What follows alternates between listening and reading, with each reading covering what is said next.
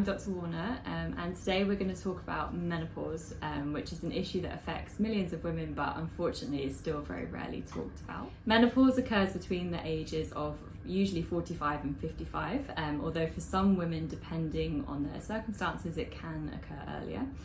The most common symptoms that I think people are aware of are things like hot flushes and vaginal dryness, although it can affect people in many different ways, and can also give problems with mood, with sleep, with muscle aches, and also sometimes even things like ringing in the ears. So whilst menopause is a natural part of aging, unfortunately that doesn't always mean it's an easy transition for people to go through.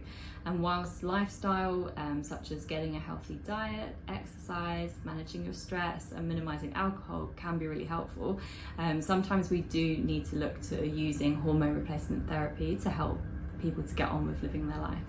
Unfortunately, a lot of people don't seek help with menopause symptoms, either because they think nothing can be done, or because they've heard things about hormone replacement therapy that have frightened them, for example, about the risk of the increase in breast cancer. Of course, there will be some women for whom the benefits of HRT will be outweighed by the potential risks.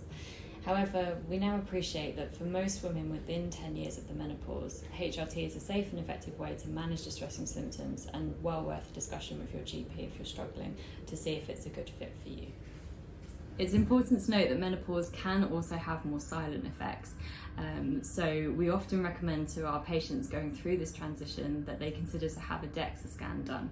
And this will show them where their bone density lies compared to the rest of the population and can help them with managing their risk of osteoporosis in future. In summary, menopause is a natural part of aging, but there is help available should you feel you need it with going through this transition, and nobody should have to suffer.